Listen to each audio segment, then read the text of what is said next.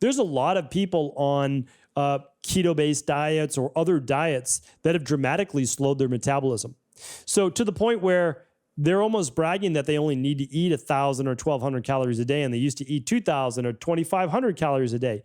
You have to understand, they're literally proving the point. And by the way, I have no dog in the race when it comes to what diet is the best diet. That I don't care about that whatsoever. You have to understand though, if you used to be able to eat 2,500 calories a day, and now you can eat 1,250, 50% of that, your metabolism has dipped by about 50% in terms of caloric burning. Like literally, that's what happened. You have a slower metabolism. It's 50% slower in terms of your essentially basal metabolic rate, in terms of like what your body burns on a daily basis. Trust me, that is not a good thing.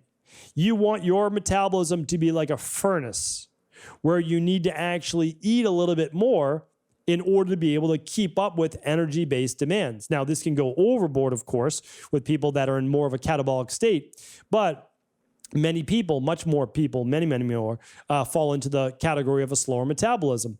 And that's an issue. So, I'm not saying that you can't fast 12, 14, or 16 hours. I'm not saying that. But if you have no hunger, like at all morning, it's not a good sign of a strong metabolism. It's just not. Your body, once it gets moving for the day and glucose levels begin to drop, there should be an automatic response from the body, meaning like you don't control it. An automatic response when glucose levels begin to dip that your body signals for hunger. Now you might say, well, I don't need to because my body just breaks down glycogen to be able to use. Sure, like that can happen, but it's typically precipitated by at least some hunger. And the reason is that it's much more natural for the body to get some food instead of having to break down liver glycogen, which actually just takes more energy. It's more of a process, and you need to produce more stress hormones in order to do it, right?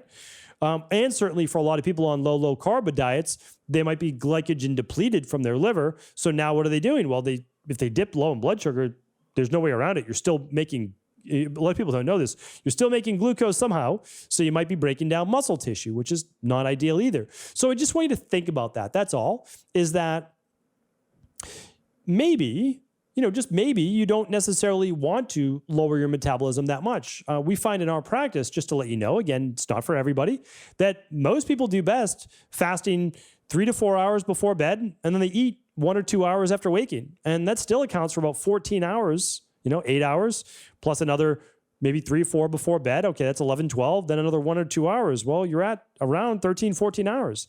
That's what seems to work best for most people in our practice. But again, I'll let you experiment with that yourself.